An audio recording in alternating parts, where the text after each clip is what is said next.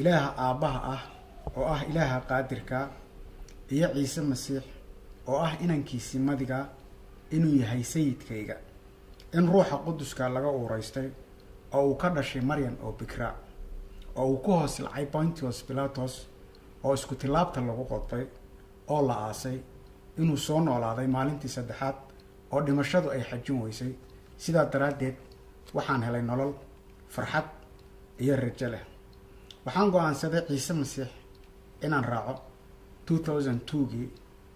kuma fakirin weligay, kumana tashan inaan masiixa rumaysan doono ama marnaba aan rumayn doono, waayo kitaabka quduska waxaa ku qoran ninka ama qofka bini aadanka qalbigiisa waxaa ku jiro talooyin fara badan ee uu ku socdo. habase ahaatee waxaa taagnaan doono talada rabbiga ayaa taagnaanayso. sidaa daraaddeed haddii aan idiin sheego sababta aan ugu marqaati furayo ciise masiix, waxay tahay in hadalka ilaah ee kitaabka quduska laftirkiisa uu oranayo haddaba taga oo qurumaha oo dhan magaca ilaaha aabbaha, magaca ruuxa quduska iyo magaca ciise masiix sayidkeenna ku baabtiiso oo bara waxyaalihii aan idin baray oo dhan, una sheega runta waxay tahay. waxaan doonayaa maantay dhammaan dhallinyarada Soomaaliyeed, dadyowga Soomaaliyeed, gabar iyo wiil, meel kastoo dunida aad uga nooshihiin, waxaan helay iyo masiixoo aan rumaystay oo ah badbaadiyahayga ah inaan idinla wadaago. sababtuna waxay tahay, waxaa jirto sheeko odhanayso nin ayaa magaalo ka tegay, magaalo kale ayuu u socday. magaaladii intuusan tegin ayaa waxaa ka hor yimid nin oo wuxuu ku yidhi, war magaaladaad u socotid sidee bay u eg tahay? wuxuu ku yidhi, ilaa aad tegtid oo indhahaaga aad ku soo aragtid kaagama sheekayn kari. haddaba waxyaalaha aan aragnay sida aan masiixa u rumaystay, runtii nolol ama maxaan ku ihahdaa cajal ama video ama 5 daqiiqo lagu soo koobi kara ma ahan. waxaan ku dhiirigelinayaa qof kasta oo masiixa horay u maqlay ama hadda ay ugu horeyso oo maqlayo in kitaabka quduska uu akhriyo. kitaabka quduska noloshaada wuu bedeli karaa, masiixna noloshaada wuu bedeli karaa. waxaa ku qoran hadalka ilaahay ee kitaabkiisa quduska ah ballanqaad intaan la eg. masiixa wuxuu kitaabkiisa ku yiri oo uu ku oranayaa, oo mid walbo oo ka taga guri ama walaal ama aabbo ama hooyo ama caruur ama beer ama hanti kastuu leeyahay, wax kastoo ay yihiin, oo aniga daraadday uga tago, ma uu lumi doono mana uu dhiman doono. haddaba maxay tahay sababta masiixa aan u rumaystay? waxay tahay qof kastoo dunidan ku nool wuxuu u baahan yahay nolosha weligeeda inuu helo. taas ayaa keentay masiixa inaan rumaysto, waanan ku badbaaday, waanan ku faraxsanahay, wuuna bedelay noloshaydii. inta masiixa aanan baran waxaa jiray fikrado aan ka qabay oo marnaba sidaan hore u sheegayba kuma tashan inaan masiixa rumeeyo. laakiin maalinka aan kitaabkiisa quduska ee hadalka ilaah aan aqriyay ayaan waxaan ogaaday waxyaalo badan oo dacaayada ama laga sheegi jiray inaysan ahayn sida dadka kale oo u sheegay. dhammaan dadka Soomaaliyeed meel kastoo dunida ka joogaan waxaan ku dhiirigelinayaa kitaabka quduska inay akhriyaan si ay runta u ogaadaan. waad mahadsantihiin dhammaantiin. magacayga waxaa la yiraahdaa Shani Gabo, waxaan deganahay Ingiriiska. walaalayaal dhammaan waan idin salaamayaa. marka ugu horeysa walaalahayga meel walba ee dunida ka joogaan, waxaan raali ka ahay in videogan qof kasta oo Soomaali ah adduunka meel kasta uu ka joogo oo maaragtay aan u siinaya amar in uu fiirsado, uu ogaado sida nolosha runta rabbiga aniga buu igu badbaadiyay inaan la qaybsado walaalahayga Soomaaliyeed meel walba ay joogaan. waxaa jirta in aniga marka horta Soomaaliya ka soo tagay bari hore marka dagaalka dhacay, aniga laftirkay anigoo yar ka soo tagay, laakiin Yurub markaa imaaday aniga waxaan sii noqday qof diintii lagu soo koriyay ku sii adkaatay. waxaan isku dayay inaan soomo, salaado oo maaragtay is noqdo qof wanaagsan oo ilaah u dhow. laakiinse weligay waxaan dareemayay waxa la dhaho maxay cabsi. allah aan ka cabsan jiray, qabriga ka cabsan jiray, aan maaragtay xiriir hoose aan la lahayn, oon isahaa markaa dhimatay waaba dadka in lagu cadaabo laga yaabaa maadaama aadan garanaynin camalkayga dhinaca uu badan yahay. inkastoo aan ku dadaalayay inaan soomo, salaado, haddana anigoo yarna aan guursaday maxay ahayd haddana waan ogaa inaan bini aadan ahay oo dambiile aan ahay aanan ahayn qof maaragtay perfect ah wax walba u dhan yihiin marka waxaa dhacday sidaas anigoo cabsidaa ilaahay ka qabo laakiin iska soomaya iska salaadaya reerna leeyahay ayaa waxaa dhacday marka maxay ahayd waxaa dhacday mar habeenada kamid ah ayaa waxa qof walaal ah ayaa wuxuu isoo diray video aniga ma garanayn videogu waxa uu yahay waan iska daawaday marka videogu wuxuu ahaa qof bini aadan ah oo la dilay oo lagu dilay magaca Allah lagu gowracay buu ahaa dadkeena quraankii akhriyeen marka waxa qalbigayga buu dhaawacay arintaas qof bini aadan ah oo ku dhintay magaci Allah ku dhintay waxay ila noqotay wax maskaxdayda ka weyn waa habeenkii ugu horeysay oo aan maaragtay ka shakiyay ama aan ka carooday maxay tahay Allah iyo kitaabkiisa aan ka carooday aan oray sidee bay ku dhici kartaa in magacaaga sharafta leh ciisada leh maxay tahay nolosha bixiya qof bini aadan lagu gowraco oo ku dhinto sidee bay ku dhici kartaa marka habeenkaas waxaa dhacday aniga in maxay tahay ilaaha nool ee xaq lagu caabudo uu ii yimid oo aniga ii qaaday aniga hadda waan garanayaa inuu yahay Rabbi Ciise Masiix laakiin marka ayada ma garanaynin aniga waa la qaaday waxa la dheelmiyay jannada idinka laakiin hadda maqashaan waa la dheelmiyay waxa leedahay ma nabiyad ba sidee ba lagu dheelmin karaa laakiin ilaahay qofku doonayo dhan wuu isku muujiyaa ama ha ku qaado jannada ha ku geeyo ku riyo ama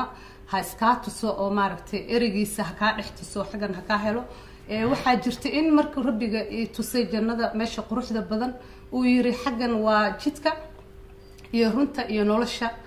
maxay tahay kitaabka quduuska erey ku yaalo badan oo aniga weligay akrinin kitaabka bible-kan weligay ma akrinin saamar hore u sheegay quraanka baan akhrisan jiray aan sheegay oo habeenkaas aan ku hadlay oo leeyahay Ciise Masiix baa jidka iyo runta iyo nolosha meesha quruxda badan uu nageeyay markaas wuxuu leeyahay ilaahay ugu yiri maxay tahay magaca Rabbi Ciise Masiix isagoo isku kaytusay ayuu wuxuu yiri jidkii waa kana xagana waa meesha aan kugu talagalay laakiin meel fog oo mugdi ah ayaa la tusay marka waxa lagu yiri familkaaga xagaa buu joogaa marka iftiinka waa agteeda buu yiri markaasaan waxaan maalintii ku soo kacay anigoo faraxsan laakiin se waxaan isir maxay tahay Ciise Masiix maxaa la yiraahdaa jidka iyo runta iyo nolosha maxay tahay waxaan markaas waxaan ka raadiyay internetka aan ku qoray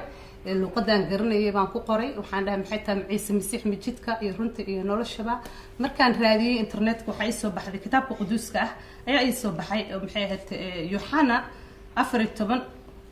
aayadda 6 ayaa waxa leedahay markaas Ciise Masiix ayaa wuxuu ku yiri Thomas anigu waxaan ahay jidka waa Thomas waa nin xirtiisa anigu waxaan ahay jidka iyo runta iyo nolosha nina aabaha uma yimaado xageeyo ku yimaado maahane haddaad i garateen aabahay waad garan lahaydeen hadda kadibna waad garanaysaa waana i aragtaan markaasaa Philipos mid xirta Ciise Masiix baa ku yiri sayidow aabaha na tus wuxuu ku wada ilaah na tusi Allah na tusi ama ilaah sida aad u garanaysid na tusi waan ugu filan yahay markaas Ciise Masiix wuxuu ku yiri ma inta badan baan idinla joogaa oo aadan i garanayn Philipo kii arkay wuxuu arkay aabahay sidee baa u leedahay aabaha na tusi marka waxa ii cadaatay wixii aan raadinayo habeen walba aan maalin walba lahaa ilaah jidkaaga igu toosi iyo jidkii aan ku duceysanaynay waxaan ogaaday inuu jidkii yahay baa xagan jid kale oo ma jiro baa leeyahay aabihiina tusi markay dhaheen xirtina Ciise Masiix wuxuu yiri ma inta baa inala jooga oo dan i garanayn sida u leedahay aabaha na tusi aabaha waa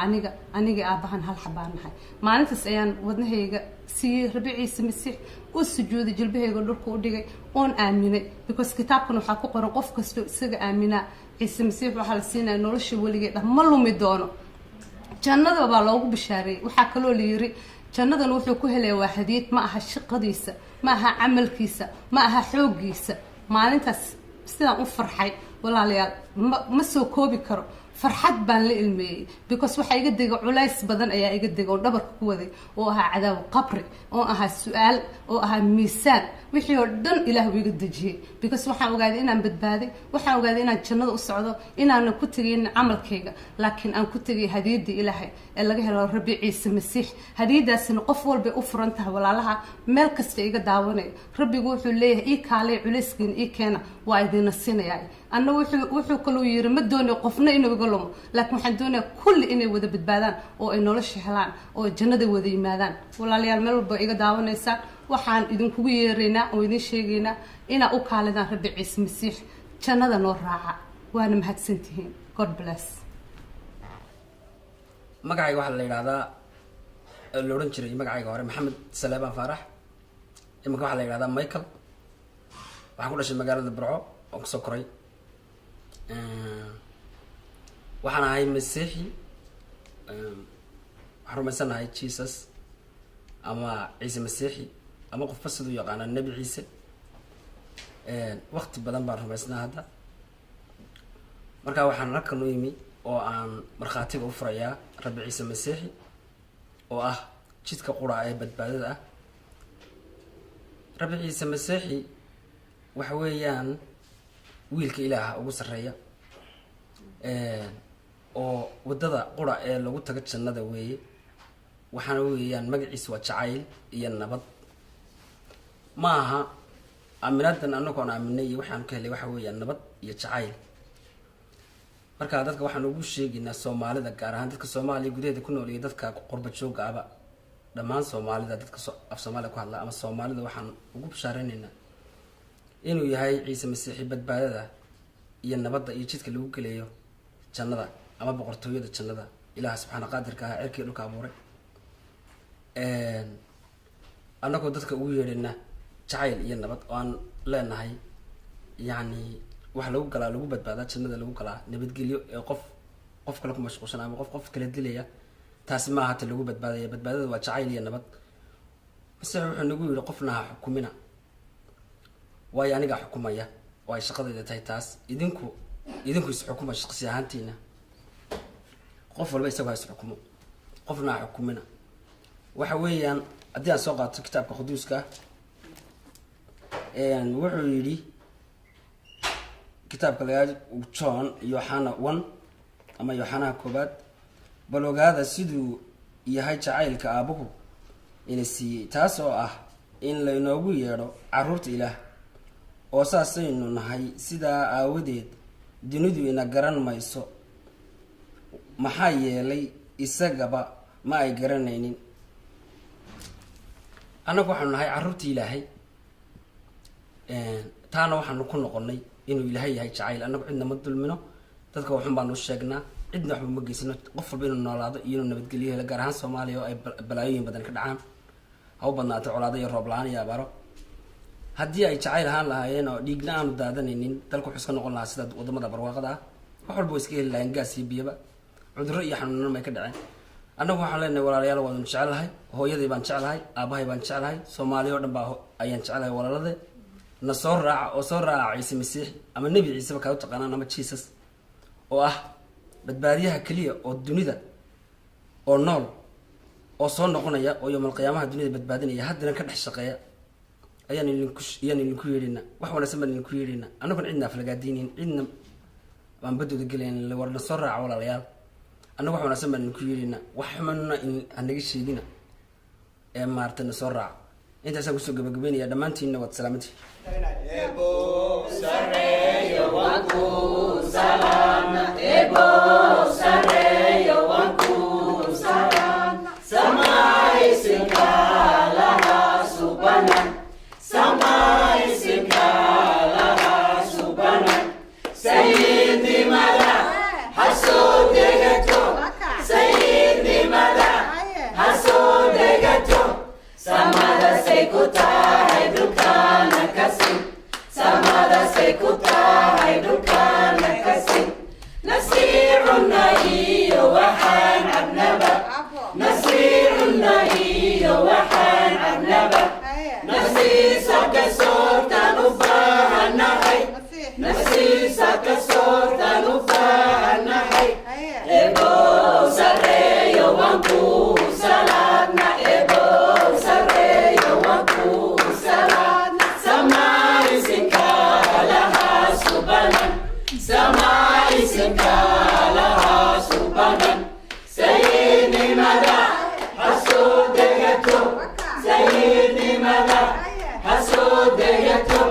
Samada sekuta haidukana kasi, samada sekuta haidukana kasi. Waxaanu samayno noo saamax, waxaanu samayno noo saamax. Sidaan inaba u saamaxayno, sidaan inaba usaamaxayno ebow sareeyo wanku salaamna ebow sareeyo wanku salaamna samaysinka laha subanan samaysinka laha subanan sayidnimada hasoo degato sayidnimada hasoo degato samada say ku tahay dhulkaana kasi samada say ku tahay dhulkaana kasi hana saarin miisaankaaga hana saarin miisaankaaga hanagu siiday sirqa shaydan hanagu siiday sirqa shaydan ebow sareeyo wanku salaamna ebow sareeyo wanku salaamna samaysinka laha subanan samaysinka laha subanan sayidnimada hasoo degato sayidnimada hasoo degato samada say ku tahay dhulkaana kasi samada say ku tahay dhulkaana kasi magacayga waxaa la yidhaahdaa kamil waxaan ahay soomaali waxaan ka imid soomaaliya hadda waxaan ku noolahay malta waxaan aad ugu faraxsanahay maanta inaan idinla wadaaga qayb ka mid ah marag furkeyga oo aan aad ugu qanacsanahay rabbi ciise masiix markii ugu horeysay waxaan helay 2010 oo markii ugu horeysay ah aan bible aqriyo ama aan u dukado ama aamino inuu ilaahayga sax yahay ka hor waxaan ahaa qof muslima waaga aan yaraa waxaa ahaa qof muslim ah oo aad u jecel diintiisa iyo dalkiisa iyo dadkiisa walow haddaba aan jeclaa oo aanan nicin dadkayga rabbi ciise masiix waaga hore aan yaraa waxaan ka aaminsanaa inuu yahay nebi iyo wax la mid ah waayo waa sida lagu soo barbaariyay oo la iisoo sheegay shakhsiyan dad macquul way noqon kartaa ama lagugu dhibaateeyo ama lagugu maxaa la dhihi jira riixo waxa aad rumaysan tahay ani qof wax uma qabo laakiin waxaan qiranayaa in masiixa uu yahay wax jiro waxaan qiranayaa ciise masiix isu talaabta dusheeda in loogu qodbay si nooga sara qaado dembiyadeena aawadood markii aan noqday masiixi kadib waxaan arkay dad masiixiyiin ah Soomaali oo aad u tiro yar inkastoo aanan la kulmin markii aan bible-ka akhriyay sidoo kale waxaan arkay waxyaalo badan oo ebel aan ka aaminsanaa qalad sida ciise oo ah rabbi dunidan u yimid inuu xoreeyo oo naga dhigay dad xor ah inaan ku dhihi jirnay ama ugu yeeri jirnay wax la mid ah nabi ama macallin rabbi wuxuu yiri mid waliba oo ani isoo raaco ama mid waliba oo ani xaggayga imaado ma noqon doono mid beelaha ama mid banaanka uu wax ku cuno bahal ku cuno rabbi ciise masiix wuxuu noo ballan qaaday in uu inoo diyaariyay guri aad u wanaagsan oo markii nolosheena kadib ay dhamaato aan ku noolaan doono weligan jabtar ka mid ah bible-ka wuxuu leeyahay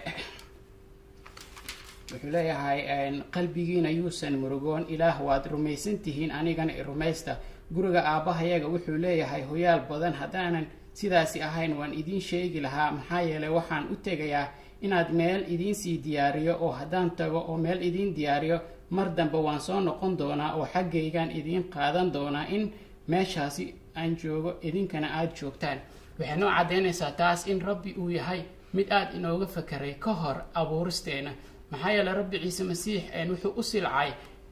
uu isitolaabta loogu qodbay inuu anaga inaga sara qaado dembiyadeena aawadood markii aan idhaah rabbi ayaan rumaysanahay waan ogaa waxa aan kala kulmi karno dadkii aan ka dhalanay ama dadkii aan kasoo dhex baxnay laakiin waxaan aaminsanahay dhammaan qof waliba oo Soomaali Christian ah inuu yahay ama Soomaali Masiixa inuu yahay ambassador of God ama kuwa u adeega Ilaahay oo ka dhex shaqeeya Soomaalida bal fiiriya waxaan ku dhalanay muslimnimo oo dhaqan ama ani ma ku xadgudbaya laakiin waxaan ku dhex dhalanay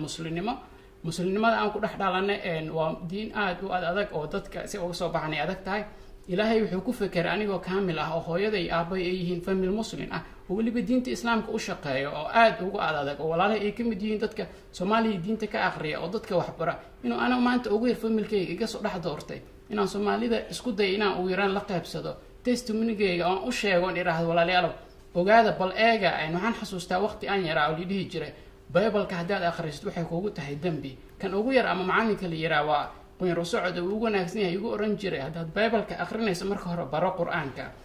waxaan aad ugu faraxsanahay anigoo qur-aanka aqaano maanta inaan bible-kina aqaano oo labadooduba isku haysto aadan ugu faraxsanahay waxaan dhammaan dadka ku waanin lahaa soomaalida meel kastoo wada joogaan inay bal wax ka akhriyaan bibleka oo xitaa isku dayaan waxyaalaha ka mid a oo bibleka mucjisada waxaa ka mid a markaad akhriso aada ula yaabayso. ilaahay wuxuu yiri markii dunida laga hadlay iyo silcinaad si dadka loo galayo, dunida hadday idin necbaato waad garanaysaan inaad hortiin necbaatay. haddaad kuwa dunida ahaan lahaydeen, dunidu haweyda kuweeda way jeclaan lahayd, laakiin kuwa dunida ma idihiin, waanse idinka doortay dunida. taas aawadeed dunidu way idin necbaatay. xasuusta hadalkan idinku idhi, adoon kama weyna sayidkiisa. hadday isilciyaan idinkuna way idin silcin doonaan. hadday hadalkayga xajiyeen kiinana way xajin doonaan. bal fiiri, rabbi ciise masiixa sidaasna leh oo inoo xoreeyay dhiiggiisa oo inoo maxaa la dhihi jira sara kacay si anaga xor u noqon lahayn. marka waan rajaynayaa sanadkan sanad ka xiga inaan arko ama familkayga ama saaxiibaday ama ardayda aan wax isla soo baran in badan oo ka mid oo masiixiyiin oo ilaahay ku wacdinayo kutubkiisa. waad mahadsantihiin dhammaantiin. aadaan ugu faraxsanaa inaan idinla wadaago qayb ka mid a nolosheeda ama maraq furkeyga. aada u mahadsantihiin. shalom, waad salaami dhammaan, nabad hadinla jirto dhammaantiin. waxaan ahay magacaygu waa aamine maxamed, waxaan deganahay holland, waxaan ahay Somali Christian. waxaan rabbiga rumaystay 2010.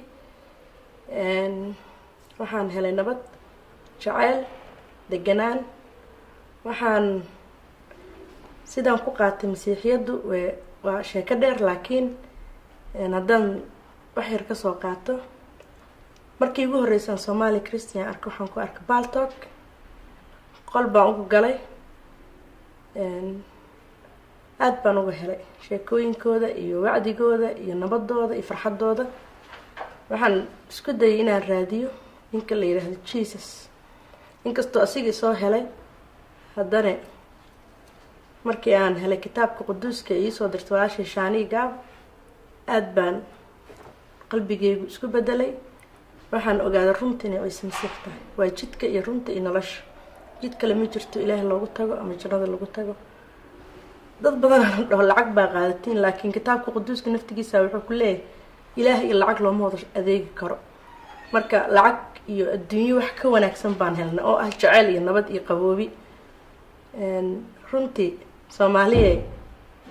ilaahay waxaan ugu tagi karnaa oo boqortooyadiisa ku tagi karnaa waa Ciise Masiix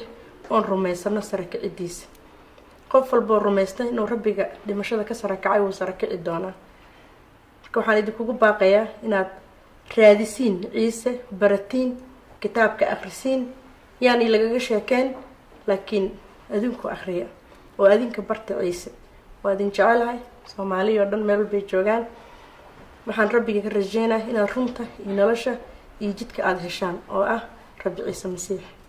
waa mahadsantihiin. magacayga waxaa la yiraahdaa Faiza ama Faith Axmed. waxaan deganahay wadanka Mareykanka.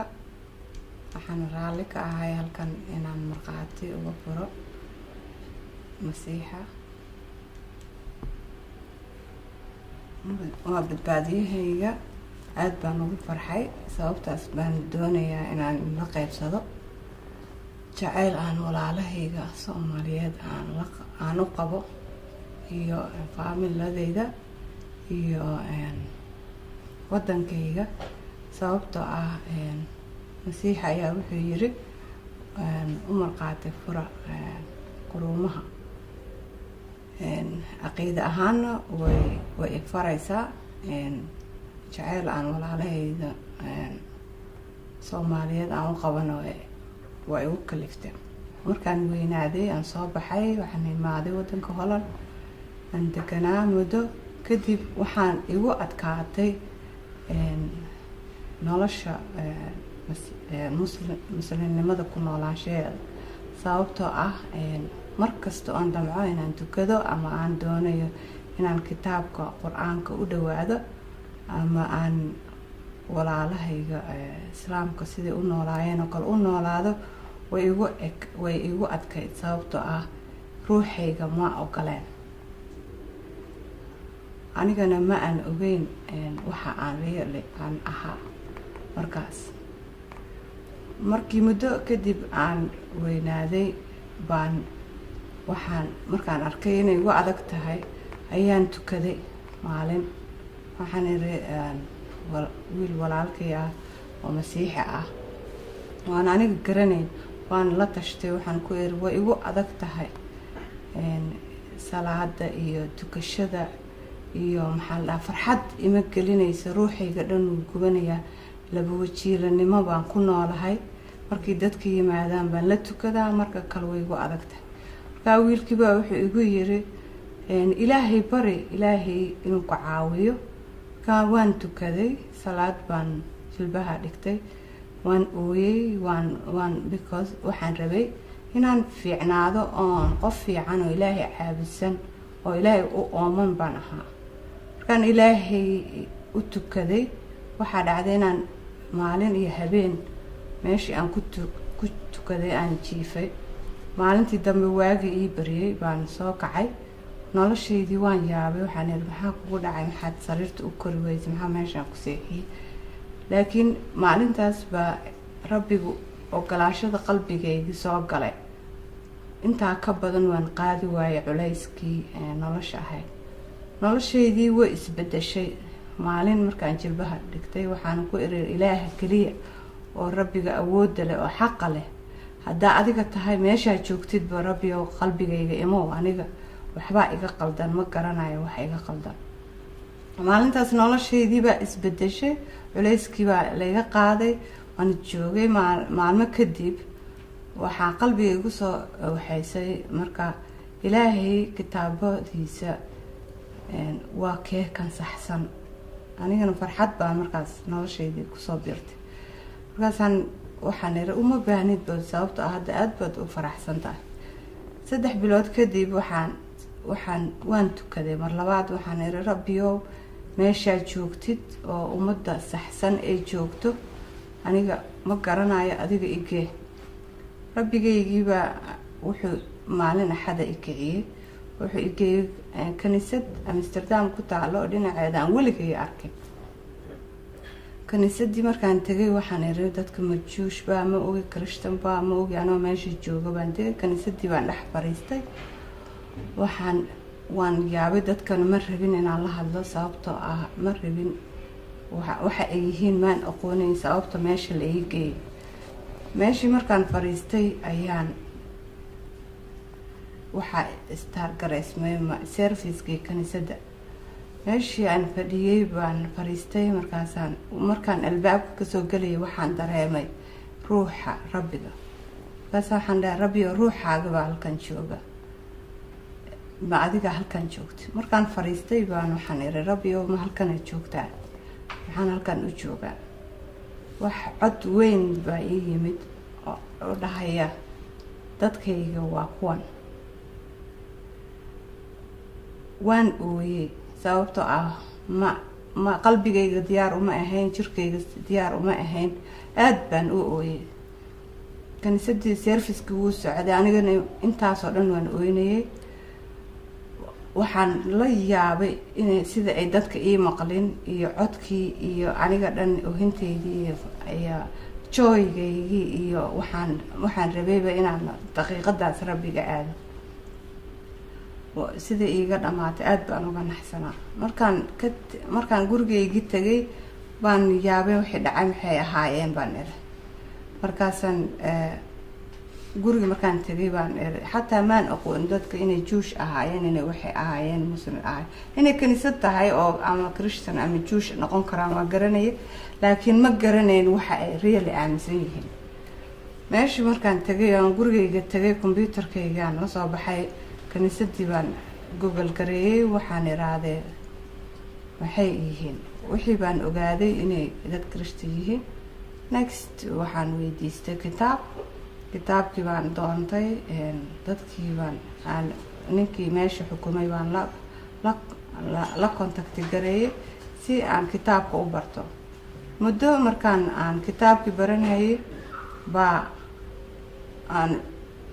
kitaabkii uu aad buu ii qanciyay, qalbigayga baa aad ugu farxay. noloshaydii oo dhan culayskii ay haystay baa aad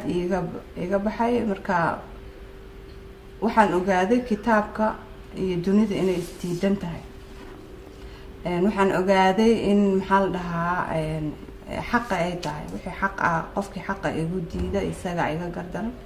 Aniga waxaan ogaaday codkii rabbigaan maqlay, wax kastoon weydiista hadda rabbiga waan maqlaa.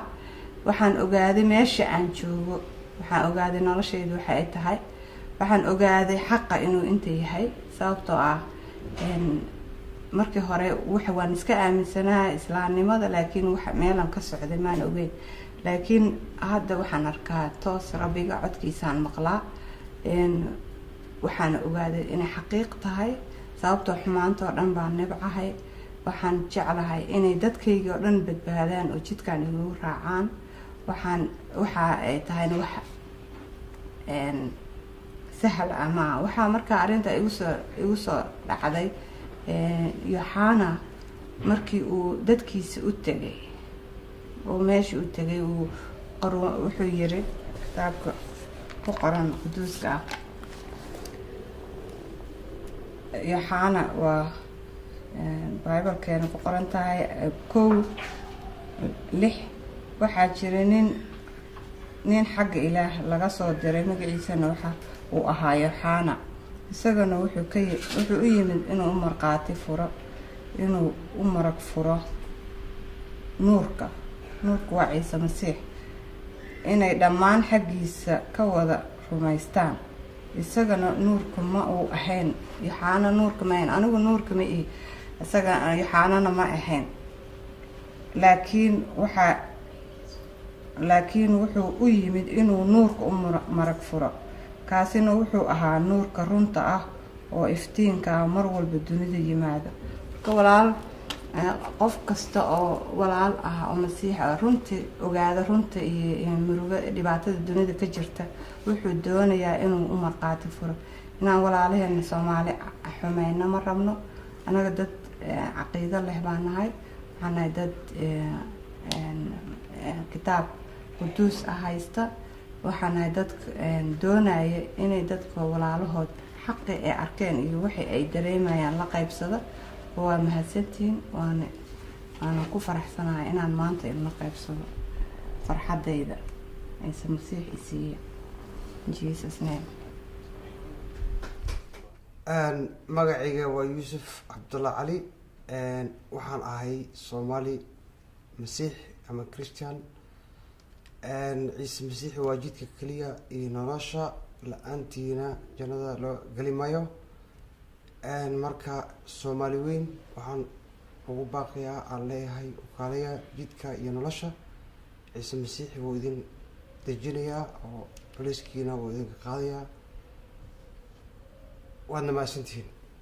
inaan ku ammaano ammaanan doonayaa Masiixow, inaan ku caabudo sujuudan doonayaa Masiixow. Abbow naftaydan ka quustaan qurxise,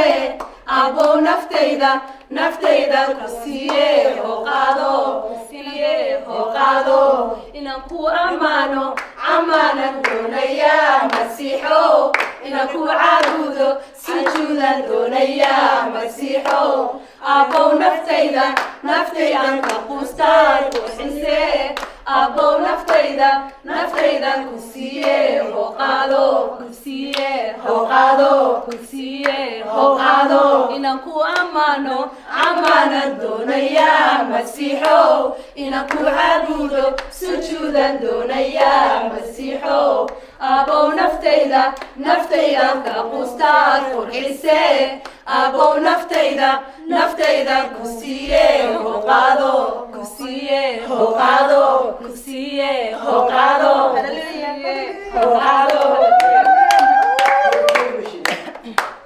waxaan idin salaamayaa walaalayaal. magacayga waxaa waaye Esther, 32 sano jira.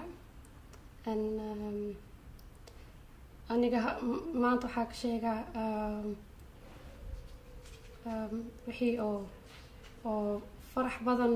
noloshee soo galay. waxaas wax waaye Ciise Masiix. Ciise Masiix waxa ay kasoo bixiye meesha oo madowga ah, meesha oo dhib badan. waxay dhahay aniga waa ku jecel yahay, waxaad tahay gawarteyda, gabartayda oo aniga aada iyo aada u jecelahay gabartayda tahay oo waxaan rabaa adiga nolosha cusub qaadato nolosha oo fiican qaadato markii oo kitaabka arkane hal oo sabuurada 23 markii oo akhriyo markaas waan happy waan ahay haddaba waa ila akhrinaa sabuuradii 23 rabbigu waa adhijirka ijiraa waxba u baahan maayo wuxuu ii fadhiisayay dhooqooyin dhexdiis oo wuxuu ii hogaamiyaa biyaha degan dhinacooda naftayda wuu soo celiyay oo magaciisa awaadiis wuxuu igu horkacaa wadooyinka xaqnimada inkastoo aan ku dhex socdo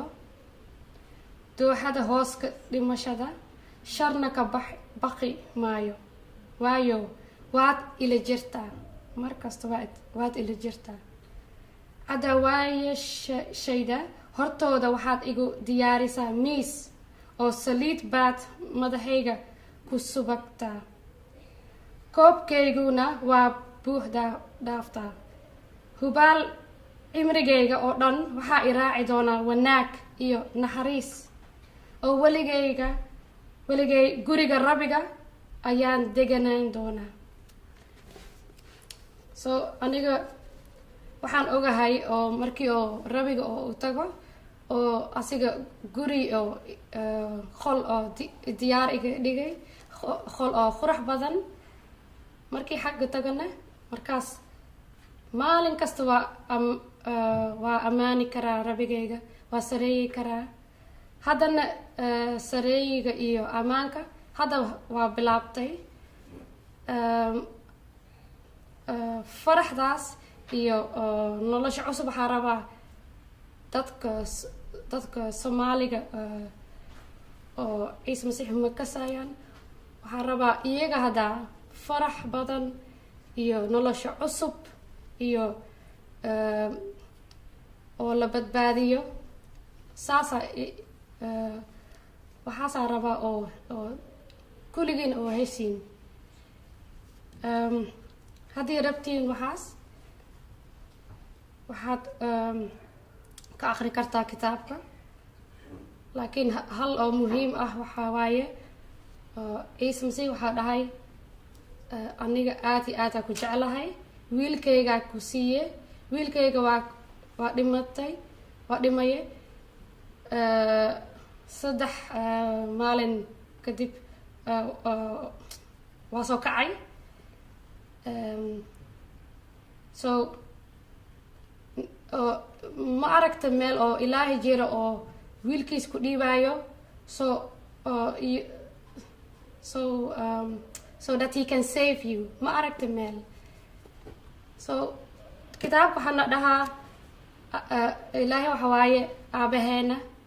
waanoo rabaa oo nolosheena fiican noqdo so kulligiinna come and find out yourself read the Bible we love you waa salaamintiin dhamaantiin marka hore dhammaantiinba waan salaamayaa inta adduunka iga maqlayso oo dhan salaan kadibna waxaan rabaa inaan ii sheego nolosheedii hore intaana masiixiyadda qaadan ka hor saan u noolaa waxaan ahaan jiray qof baqdin ku nool oo hadhiyo habeen ooyeysa oo rajo beeshay oo wax allay ka ooyeyso aanan garanaynin oo waagii baryaaba ay murugaysan tahay balse berigii dambe aan masiix qaatay waxaan ogaaday inuu ilaahay ujeeday ii abuuray waxaan helay ciise masiixi wuxuu i siiyey nolol cusub oo la yaab leh haddaan maanta bilaabaanan dhammayn karinin wuxuu i siiyey raxmad qalbigu ii qaboojiyey maanta ilaahay wixii ii doortay nebiyad nebiguna nebi aamusan maaha wuxuu igu amray inaan qurumaha oo dhan warka wanaagsan gaadhsiiyo marka ilaahay waan ugu mahadinayaa hadhii habeen baan ugu mahadinayaa ciise masiixi ciise masiixi mahane badbaado kale ma jirto marka walaalayaal Soomaaliyeed soo raaca aad rajo ku noolaataane sidaasoo kale marka wad mahadsantihiin walaalaha Soomaaliyeed marka soo joogtaa waan salaamay waxaan ku salaamay salaanta sayidkeena ciise masiix waxaan idin leeyahay nabad korkiina ha ahaato magacayga waxa la yiraahdaa Sheena Gaabo waxaan ahay nin Soomaali masiixi ah waxaan deganaa waddanka Ingiriiska waxaan masiixiyada qaatay 2010kii habka aan masiixiga ku qaatayna waa hab aad cajiib ah oo ahayd in aniga asaga aan eryanay asaga uu soo qabsaday oo yiri anaa ku leh adiga meel kale iga aadis ma jirto markaas iyada waxay ahayd in xaaskay ay ahayd masiixiyad iyadoo ku dhalatay muslimnimo anna of course waxaan ahaa nin muslimnimo ku dhashay waxaan diiday inay waddo qaldan qaado sidaa daraaddeed baan waxaan bilaabay inaan raadiyo xaqiiqda iyo runta anoo baarayo wax runta ay tahay waxaan soo helay ama xaaskayga laftigeeda aan ka amaahdo ama iyada isiisaga oo igu challenge garaysay inaan ka helo waxyaabaha lagu dhaleecaynayo masiixiyiinta ee waxyaabaha xumaanta ee ku dhex jira meesha iyo qaladaadka ku jira waxaan isba bardhigay marka biblekii iyo kitaabkii anoona raadinayo runta sidaas ayuu masiixa anigu eryanayo uu yiri adiga anaa ku lahay ii kaale waxaan ka dhex helay oo asaga iga dhex helay isu kee sheegana in asaga uu yahay runta kitaabka laftigiisaan ka helay waana rumaystay markaan rumaystay kadibna nolosheedii isbedel weyn ayaa ku dhacay keligay maahane familkii dhan isbedel weyn ayaa ku dhacay noloshooda waxay noqotay markaa in aan waxay rabeen la qaybsado waxyaabaha iska bedelay nolosheeda markii aniga masiixi aan noqday waxaan rabaa inaan kaga sheekeeyo jacaylka ilaah waxaan ahay dad Soomaalida waxay aaminsan yihiin in ay ilaah jecel yihiin laakiin ilaah ay uusan jeclayn laakiin masiixiyada iyo kitaabka quduuska waxaa in badan ku qoran in ilaah uu yahay jecel dadkiisana uu jecel yahay noo abuuray marka ugu horeysayba jecel uu noo qabo aawadeed marka haddii jecel badan uu noo qabo aawadeed uu noo abuuray annagana markaas asaga jeclaanayna haddii uu jacaylka ilaah annaga na soo galo oo qalbiyadan uu ku shubmo laakiin haddii aan niraahno annaga waa jecelnahay asaga laakiin aanan garanayna asaga jacaylkiisa waxay ahaanaysaa dad daalayo oo mar walba shaqaynayo marka ilaah kitaabkiisa wuxuu ku leeyahay Yoxana 3:16 ilaah jacayl uu dunida qabo wuxuu siiyay wiilkiisa kaliya ee dhashay in mid kastoo isaga rumaystaa uusan lumin laakiin uu lahaado nolosha weligeeda ah waxaan ka helaynaa meeshaas haddii aan jacaylka ilaah qaadano inaan anaga badbaadino jacaylka ilaah baa qaadanaysaa waana ku badbaadaysaa kulligeena waxaan u baahnaa badbaado waayo qof yaqaana ma jirto meesha u socdo qof asaga isbadbaadin karaan ma laha qof walba wuxuu u baahan badbaado ilaahna jacayl uu noo qabo ayaa asaga laftigiisa uu yiri aniga idin badbaadinaya idinku badbaadinaya hab aniga inaa idin soo diray wiilkayga kaliya ee dhashay haddaad maqasho dhashay waxaa laga yaabaa inaa isleedahay ilaah suu wax u dhalay dhashay waxa weeyaan marka ilaah isagoo jir bini aadam wata uu dunida yimid hadda adiga ku weydiiyo aan ku idhaahdo goormaa dhalatay waxaa sheegaysaa waqtigii adiga dhalatay waa waqtigii dunida adiga aad timid isagana markaas iyada ahayd ayuu lugahaas oo dhigay isagoo oo jir bini aadam wata sida kitaabka ku qoran Yoxana chapterkiisa 1 ayad 14 ereygii baa jir huwaday anagoo og in Ciise Masiix uu yahay ereyg ilaah waayo bilowgii waxaa jiray ereyg wuxuu jiray ilaah ereygana wuxuu ahaa ilaah Yoxana chapterkiisa 1 ayad 1 isla jirkaas oo isla ereygaas ayaa jir soo huwaday dhex imaaday marka jirkaas ayaa naloo bixinaya anaga oo la leeyahay ilaah jacayl dunida qurbi wuxuu siiyay wiilkiisa kaliya ee dhashay waana la siiyay waana loo bixiyay haddii naloo bixiyo waxay noqotay marka hadiyad nala siiyay ku walba hadiyadaas qaata ayaa wuxuu noqonayaa ku aan lumin hela nolosha weligeeda ah marka walaalayaal haddaa u baahan tahay nolosha weligeeda ah adiga ma shaqaysan karaysid anna ma shaqaysan karo qof shaqaysan kartaa ma laha inkastoo aad daashid oo habeenkii soo jeedid oo maalintii soo jeedid oo soontay oo salaadid ilaah amaantiis ma gaari karaysid kitaabka waxaa ku qoran Roma chapterkiisa 3 ayad 23 waxay leedahay kulli waa wada dambaabadeen oo ka gaabisan amaanta rabbiga haddaad doonaysid amaanta rabbiga inaad gaartid ilaah herkiisa ma gaari karaysid marnaba kulligeena waxaan nahay dad ka soo gaabiyay waayo maalin walba dambaabnaa oo qalaad badan sameynaa ilaahna ma ogola in loo yimaado iyadoo qalaad la wato sidaa daraadeed ayaa masiixa waxaa loo soo diray in adiga dambiyadaada uu qaado sutanaada uu saaro si adiga isaga haddaa u rumaysatid oo dambiyadaadii dushiisa ay korayaan adna ku soo haraysid inaa ahaatid ku quduus ah marka ilaah wuxuu saas u sameeyay waxa jecel adiga ku qabo jecel aniga uu qabo jecel walaaha dhan dadka dhan uu qabo waa ilaah jecel ah qof dadkiisa jecelna oo dadku abuurtay jecelna ma doonay inay ka lumaan oo ka fogaadaan sidaa daraadeed waxaan leeyahay rumaystar Ciise Masiix waa ereyga ilaah ee jir soo wadana dhex imaaday oo la rabay in lagu qaado dambigayga iyo dambigaaga iyo dambiyada dadka oo dhanba waayo isaga xataa isagoo ah bini aadan ayaa wax lagu leeyahay muusan dambaabin maxaa yeelay dambiile ma qaadi karo dambi qof kale isaga dambi muusan lahayn oo jir bini aadan wata sidaa daraadeed ayuu wuxuu sameeyay ilaah jaceylkiisa ayuu wuxuu ku nuujiyey inuu nafsadiisii oo noogu bixiyo isku talaabada si aynan isaga ugu lumin ee aan u nimaadno isaga annagoo quduusiin ah maadaama jacayl badan uu noo qabo waa ilaahaas ilaahan u sheegayna bini aadamka dhanba marka qof walba imaqlaaya waxaan gaarsiinayaa ilaah inuu ku jecel yahay jacayl aawadiisana uu rabo inuu ku badbaadiyo si waqtiga dambe marka dunida aad ka dhamaatid ee asaga ula noolaatid mana shaqaysan kartid laakiin waa hadiyad ilaah sida kitaab ku qoran idinku waxaa ku badbaadeen nimco ma aha xagga shuquladiina si qofna uusan u faanin haddaa shaqaysi waxaa laga yaabaa inaad tirahdo oo intaan soo shaqaysta aniga laakiin tani waa hadiyad ilaah baa leeyahay hadiyad ilaah waa masiixa haddaa qaadatid hadiyad ilaah waa masiixa oo ilaah oo ninkiisa keliya haddaa taas rumaystid waxaa noqonaysaa kii badbaaday oo helay nolosha weligeedana waa jannada oo ilaah weliga nolonaalaysid tan way gaaban tahay waana ka dhimanaynaa waana ka wada tegaynaa hubantina ma jirto laakiin waxaa hubantaya xaqiiqa ah haddaa masiixa rumaysatid waad tegaysaa jannada waa ballan ilaah uu ku sheegay kitaabkiisa tijaabi ilaah beenaala ma ahsi dadka bini aadamka oo kale jaceyl uu ku qabo ayuu ku leeyahay waan ku badbaadinayaa ee rumaysa wiilkayga keliya ee dhashay si aa u badbaadiyo aniga igu timaadin asigaa ku abuuray marka hore asigaa raba haddana inuu kula noolaado ilaa waqti ugu dambeysa waqti jaaniskaas iska luminin waa hadiyad ku xiran keliya rumaysan markaa rumaystana waxyaabaha kala horsanan ee dunida isaga kugu daraayo sida kitaabka ku qoran doondoon oo kolka hore boqortooyada rabbiga waxyaabaha kala horsanan waa kugu daraayaa waxyaabaha kale adoon ka fikirin marka hore hel furaha muhiimka u ah inaad ilaah u timaadid waa masiixa markaa rumaysato ayaa jannadana aad helaysaa waa hadiyad ilaah sida aawadeed walaalayaal waxaan leeyahay anoo oo idinka codsanaayo xataa oo idin leh maadaama jacayl badan aan laftaa ayaan qabo ku walba isaga ka dhashaa waa mid waa jacaylkiisa ayuu helayaa jacayl aan idin qaba aawadeed ayaan ilaah wada jecel yahay tijaabiya jacaylkiisa si aa u badbaadaan idinka anagaa faa'iido noogu jirtaa marka haddaa maqasho hadalkayga ka fikir bal xataa haddii ay aad kugu adag tahay in hadda aad rumaysato bal aqri kitaabka quduuska ama bibleka aqri ama u tag qof kale oo masiixi ah weydii waxyaabaha aniga aan sheegaayo oo ah jacaylka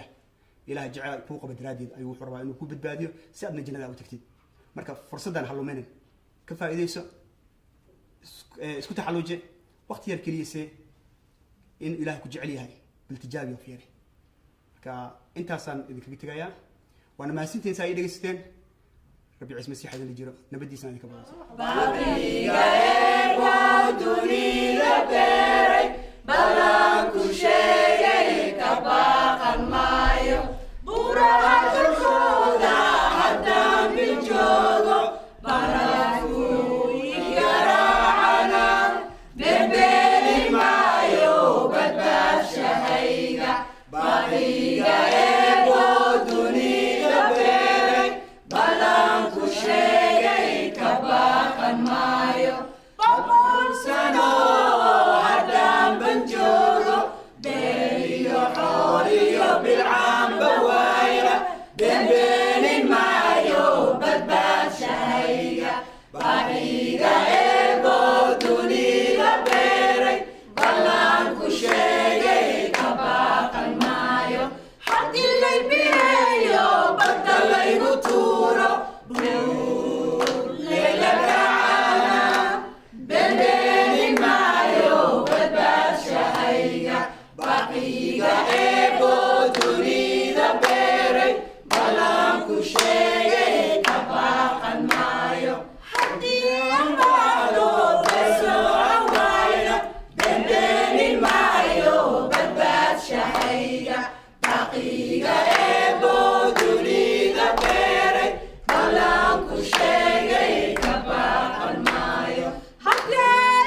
يسا بركي حنوجن إساقاي تانتو لغا بوسية بين مايو بدبات شهية بحيقة إيبو دوني لبيري بلان كل شيء كباقا مايو بحيقة إيبو دوني لبيري بلان كل شيء كباقا مايو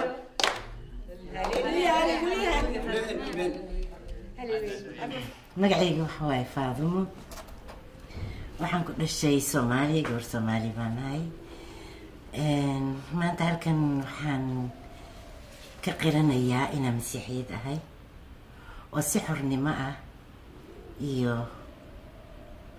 aan cabsi ku jirin in halkan aan ka qirto aan yiraahdo waxaan ahay gabar soomaali ah oo masiixiyad ah marka waxaan malaynayaa waxaan doonayaa inaan idiin macneeyo sababtu ciise masiixa u noqday anigoo muslin ah oo sida dadka badanka maalin walba ina weydiiyaan adigoo hooyada iyo aabbaha muslin ahaa oo muslin aad ku dhalatay haddana aad masiixi sidee baad ku noqotay marka waa run waan idiin macneynayaa sababtu horta masiixa aniga ma dooranin asagaa isoo doortay aniga weligeyba diinteyda islaamka ayaan haystay oon ku dhaqmi jiray laakiin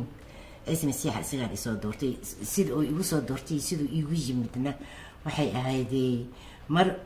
ayaa jirtay dhibaatooyin yar intaan maray dhibaatooyinkaasna oon weydiiyey ilaahay waayo diinta muslimka aniga waxaan ku bartay in ilaahay wax waliba xagga ilaahay ka yimaadeen waxa fiican iyo wax xunba ama xataa dad gaajoonaya dad dherigsan dad qof walba oo la oranayo eega qofkaasi u gaajoonaysa ilaahay baa saa ka dhigay eega qofkani way bogtaa ilaahay baa saas jiradaa siiyey eega qofkani suuq gabadhan suuqay ku jirtaa baleeg ilaahay baa sidaa ka dhigay marka ra'yigaas ayaan ka haystay diinteeda islaamka oo wax walba inay ka yimaadeen maxaan dhahaa ilaahay xataa dadka markuu isdagaalayo ama dagaalyadan tirada badanoo meel walbo laisku dilayo in ilaahay xaggiisa ay ka timiday marka sidaa daraaddeed dhibaatadaas ay soo gaartay ayaan weydiiyey ilaahay ayaan iri waa maxay dhibaatadan maxaad noogu aqbashay ood noogu sameynaysaa ilaahayow markaan dukasho oo hadda qaasa aan dukanayay ama salaada aan u fadhiyana ma aynan ahayn maskaxdeydii unbay kusoo dhacday maalintaas anigoo gurigeyga iska joogo waayo aada iyo aad baan uga caraysanaay markaas waxaan maadaama ilaahay wax walba ka yimaadeen bal waan iska iri un ilaahu adiga wax walba nagu sameynays maxaa sidaa noogu samaysay marka riyo iigu yimiday habeenkii uu yiri qof baa ila hadlay cod baa ila hadlay way dhahayo waxani ood maaragtay dagaalkan iyo rabashkan oo dhexdiin maaragtay ama dhibaatooyinka kusoo gaaray maahan ilaahay xaggiisa laakiin waa shaydaan marka uu ikala tusiyey halkaa eeg buu yiri waayo 2 boqortooye baa jirta buu yiri eeg boqortooyadaas eeg boqortooyada wax xun baa kasoo daatay aanan la arki karaynin markaas sitooda markuu dhulka saa uga soo daadinay waan baxsaday waan intaan qayliyey markaas qofkii i weydiiyey maxaad ka aragtay aad bay u farxun tahay baan iri waan cabsooday marka boqortooyadan kalena eega buu yiri halkan soo mar marka meesha aan eegayey waxay ahayday waddo waasaca oo weyn oo qurux badan markaasi halkaa ku soco ee carar iminka carar laakiin dib ha u eegin meeshii aad kasoo tagtay meeshaan kasoo tegayna waxay ahayday waa meeshii waxa foosha xun kasoo daadanayeen dib ha u eegin buu yiri horay uu oran markaabaan orday markaabaan markaan fariistay waan nastay markaan nastay ayaa waxaan arkay subaxdii baan soo toosay marka waxay yihiin waan garan waayey waayo weligii riicaynkaas oo kale ah oo weli haddana loo male oo iila ekeeday wax riyali ah oo run ah laakiin waan iska haystay niideyda kaligii waxaan dhahay waxani waa maxay ilaa markii dambena codkaas anigoo soo jeedo oonan hurdaynin oo dib igugu soo noqday oo lii leeyahay ilaahay xaggiisa kama imanin qofka kula hadlayana waa aniga ilaahay waa ciise masiixi ma ahan waxaa xaggayga ka yimiday waxaanoo dhan ciise masiixi marka aada bay waxay iila noqotay wax mucjisad ah iyo wax la yaab leh qofna uma aana sheegin waayo qof markaan u sheego waxay oranayaan dadka way waalan tahay marka sidaa daraaddeed ayaa gabar baa iisoo yeerto asxaab aa ahaynay oo katoliga ahayday gabadhaas waxay tiri faado maxaad sameynaysaa berito no axadda maxaad sameynaysaa markaasaan iri waxba marka axaddii bay tiri kaale aniga iraax waxaan ku geynayaa meel aan ku heysano ku cibaadaysano ku duceysano ayaa jirta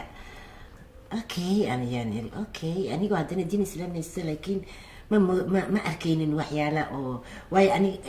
markayga horeba inkastoo diinta muslimka aad aan u jeclaa laakiin wadanka aad deganahayn u yahay wadan christian france baan deganahay marka asxaab badan baan leeyahay oo markii aroos iigu yeeraan kaniisada la geeya arooska ayaa loogu soo duceeyaa ama ciyaal yaryar markii batees lagu sameynaya waan raaci jiray marka waxyaalahaas oo dhan dhibaato ma arkaynin laakiin weligay niyadeyda maanan gelinin kaniisadaas aan galay ama kumana duceysanin waayo niyadeyda waxay ahayd isku rumaysan ma tihiin laakiin asxaab baan ugu sameyn jiray dadka asxaabta oo maaragtay casumaday marka ayaantii dambe walaa inantaa axadda waxay geysay kaniisadii baan arkay markaan galay waxaan yiri waa maxay meeshan waa maxay markaas tiri waa kaniisad okay markaa basteerkaan arkay isagoo akrinayo bibleka uu akriyay wuxuu ka hadlay maalintaas shaydaanka wuxuu dadka ku sameyn karo dhibaatooyinka adduunka maanta jiro wax walbo in xaggiisa ay ka timid shaydaanka laakiin ilaahay wax wanaagsan maayane wax xun oo dhan kama yimaadin markaasaan yiri haddaba waa wixii aad ku riyootay waa qofkii kula hadlay unbaa halkan inuu ila hadlayo unbaan moodaa oo iiga dhex hadlayo basteerkan i hortaagan weligeyna ma arkin mana aqaano marka hadalkii aad iyo aad baan usii dhuuxay waan jeclaaday markaasaan waxaad moodaa aniga dhan in nabaad la ii siiyey oo fiicanahay oo aniga dhan maaragtay waxaan ku jiray hadalkiisa wuxuu iigu socday sida biyaha camal markii dambena wuxuu yiri qofkii oo markuu dhameeyey wuxuu yiri qofkii duca doonaysaa soo istaagto ducadiiaan u istaagay gabar baa i raacday oo tiri kaal anaa ku raacayo aan israacnay marka uu ii duceeyey meeshaas ayaa farxadeydii ka bilaabatay meeshaas ayaa maaragtay iri way maalinta xataa inay dhammaato ma dooneynin aniga dhan farxad ayaa isoo gashay qaabo dadkii oo dhan waxay ila noqdeen sida walaaloo kale marka waxaan iri weligay ma arkin farxad caynkaasi iyo nabad sidaas oo kale ah weligay ma arkin marka kaniisadaas inaan ku noqdo waan doonayay mar walba marka basteerka wuxuu yiri waqtigaad doontid waa noo imaan kartaa istaani bible baanu leenahay marmarka qaarkood ducaan leenahay haddaan doonaysidna waa noo imaan karaysaa waxaan yidhi haddaad ii yeertid maalin kasta waan imanaya waayo meeshaan nabad fiican baan ka helay maanta aad baan u faraxsanay marka ayaama dabadeed aadi kaniisadii waan ku xirmay oo markasta waan tegayay maxaan yidhaahdaa bibleka liisii bibleka baan akhristay waan akhrisan jiray laakiin diinta islaamkii haddana weli maaragtay sii jiidanaysay mar waliba oo oranayso imanka ma ciise masiix waa inanka ilaahay baad rumaysantahay oo ciise masiix waa ilaahay baan imanka rumaysanaysaa oo maanta ma christian baad noqon marka waxaasoo dhanaa maskaxdeyda ku imanaysa maanta christian haddana adiga kaliga soomaali christian ma jirto adiga kaligaa christian noqonaysid adiga waxaan dareemay kelinimo iyo maxaan idhaahdaa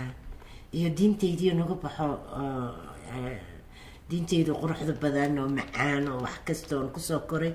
in aan idhaahdo maanta christian baan ahay oona haddana farxad baan dareemayaa farxad fiican baan dareemayaa markii dambe intaan fariistay ayaa ahaa ciise masiix waan ku baryayaa runta i tusi waxaan doonayaa inaan ogaado inaad ilaahay aad tahay inaad inanka ilaahay aad tahay haddaan ogaado waan ku rumaysanayaa 100% laakiin maanta waan walwalsanay dhinacna waan ku rumaysanay dhinacna dee diintaydini si aan ugu tago ma garanayo biblekun baa sidaa u furay markaan ducaystay biblekun baa sidaa u furay waxaa ii soo baxday aayadani anigoonan waxna baarbaarin waayo baabilka si fiican uma baranin waxna ma garanaynin weli si fiican aayadan baa ii soo baxday oo ay dhahayso waa Matthew 16 aayadda 13 ciise goortoo dhinacyada Kesaria Filibos yimid ayuu xertiisii weydiiyey oo wuxuu ku yiri dadku yey kuugu sheegaan wiilka aadamaha waxay yiraahdeen qaar waxay yiraahdeen Yohana Batisa qaarna Elias qaar kalena waxay yiraahdeen Yerima ama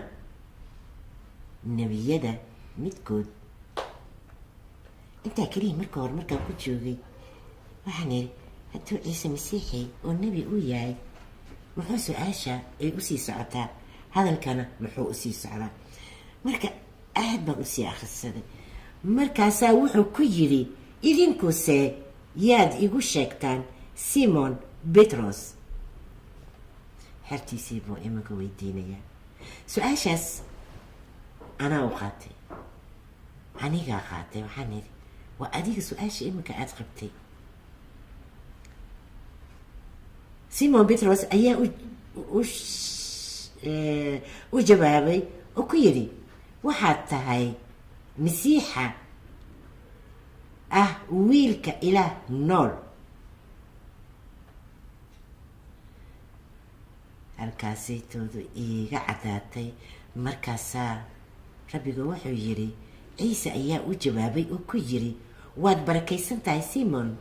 ina Yonis waayo bini aadan tani kuma muujin laakiin aabahayga jannada ku jira ayaa kuu muujiyey waayo rabbiga waa kan oona leeyahay hadduunan aabaha ama ruuxa quduuska oona kuu muujinin ma garan karaysid inuu ciise masiixi u yahay ilaah ama inanka ilaah marka maalintaas ayaa farxadeydii ay bilaabatay maalintaas ayaa nidhi haddaba waa run waayo rabbiga wuu sheegay meeshaasuuna hadalka ku joojiyey oo su-aalihiisa ma oona sii wadin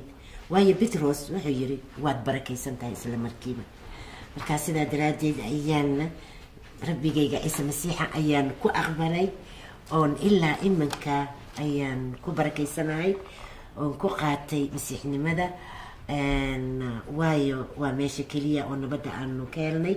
iyo jaceylka iyo badbaada waayo ciise masiixi waa badbaad marka walaalahey inta qof kastoo eeganayo biblekani waxaan u rajaynayaa ama maaragtay ogeysiinayaa dariiqa keliya oo lagu badbaado inay tahay dariiqa ciise masiixi asaga keliya unbaana badbaadin karo ilaah keliyana waa asaga wiilkana waa asaga ruuxa quduuskana waa asaga intaasoo dhan waa mid keliya marka waana rumaystay 15 sano ayaan ahay masiixi maanta marka rabbiga idinku wada barakeeyo kulligiina inta dhegaysanayso dhan waxaan idin rajaynayaa inaad wada badbaadaan sida aniga u badbaaday waana mahadsantihiin Soomaaliya oo dhan